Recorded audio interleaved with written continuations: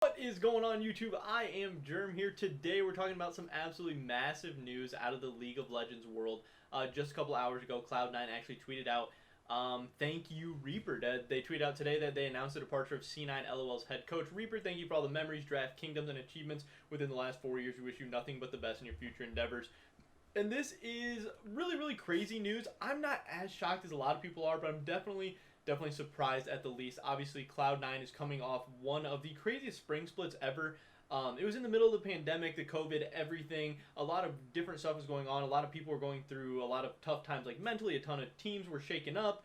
Teams were moving in and out of facilities, bedrooms, all over the place. People had like family issues, and people were just scared and anxious and concerned, whatever. But even before that, Cloud9 looked completely dominant. But then especially after it, I think there was a little bit of an asterisk, at least in my mind, around Spring Split, where Cloud9 was able to look so dominant. But they did win the Spring Split. They won a championship. I believe that was Reaper's first championship with Cloud9, even though people had hyped him up as the best coach in the region for so long, and he's this guy who's able to develop so much talent, and he does so much well for Cloud9. They've never really shown up domestically with Reaper. They've made it to finals, they've made it deep in the playoffs, but they've never been able to take it down. They were the kings of the gauntlet under Reaper. They would always win the gauntlet, and then they would usually have a deep run at Worlds.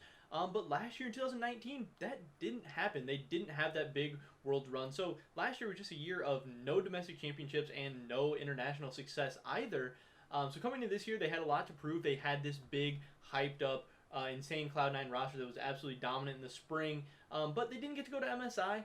And Spring Split didn't get them any championship points or anything, so headed into Summer Split, they would need to recreate that magic, and through like 3, 4, 5, maybe even weeks, they definitely had just that, and they were really scary, and they were a very good team, and they were looking really dominant once again, but unfortunately, they fell off a cliff. The meta changed a little bit. Other teams started to catch up to them, and other teams just started to gain some synergies and really progress and get better over the course of the year, where Cloud9 really did not. And again, this is your insane team flaming out, not even being able to make Worlds after winning the Spring Split. Like yes, I do get that winning the Spring Split probably should have gained Reapered at least another year with Cloud9, at least one more chance, but again, this insane team, this insane roster that has so much promise, that has so much hype, for them to get worse over the course of the year, for them to win a title and then not even make Worlds, I think that's a massive disappointment, and I think somebody needs to be held accountable for that. Again, I think you can definitely make an argument that Reaper deserved at least one more split or at least one more year, whatever,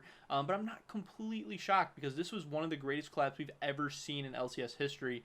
And something had to go wrong here. And if you don't think it's the players, then you have to point the fingers at the coaching staff at least a little bit. Again, I still think Reaper's a really good coach. I think he definitely has some questionable, if not terrible, drafts at times. I think he's also made some very questionable coaching decisions. Everyone praises him for all the benchings and swaps and everything that they've done, but in the end, he's run a lot of players out of town. He ran Jensen out of town, who, for whatever you think about Jensen, I'm not even a Jensen fanboy or anything. I think he's pretty cringy and chokes a lot. I think he's way better than Niski is. I think it's not even close that Jensen is, like, probably double the mid laner that Niski is, and I think Niski had a terrible Worlds last year. I think he had a terrible end to the Summer Split. I think he had a terrible playoffs, and I think Cloud9 would be in a better spot if they never rubbed Jensen the wrong way, and they still had that team before, and that's when they made it to the semifinals at Worlds with Jensen as their mid laner. Also, he's ran guys like Sven Skaren out of town. Whatever you think about Zeyzal and Sneaky, he's ran them out of town.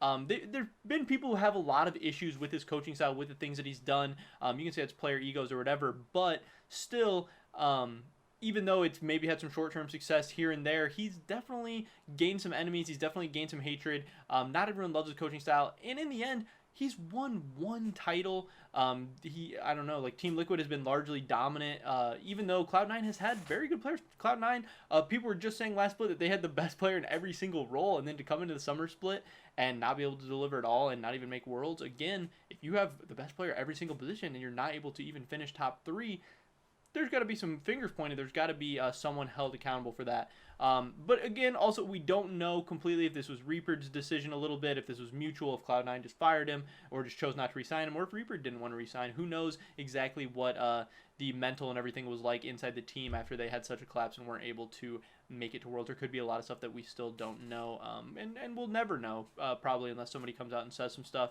Reapered, he's going to have a ton of offers in NA. Obviously, he's going to get a lot of money thrown at him. People are saying maybe he could even potentially land a job in like Korea or China or something, and that would be pretty crazy. He's definitely going to have a job somewhere.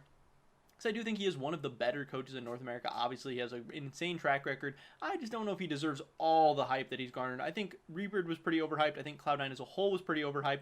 I've made videos about that before and got flamed for it, but Cloud9 didn't even make Worlds. So if they had the best roster and the best coach and still weren't able to make top 3, then maybe there's something going on there. But obviously, I'd love to hear your guys' thoughts and opinions on the whole situation. Do you think it was Cloud9's decision? Do you think it was Reaper's? And where do you think he's going to land next? It should be really, really interesting to see.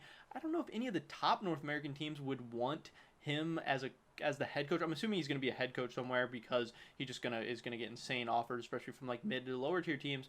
But yeah, other than that, people have said maybe like 100 Thieves. I've heard some other teams thrown around, but like FlyQuest, TL, TSM, I don't think they're really in the market for like a Reaper type coach. So it'll be really interesting to see what kind of money, what kind of deals, and what kind of teams are interested in his services. Because it sounds like he is still interested in becoming a head coach for next season, just not with Cloud9.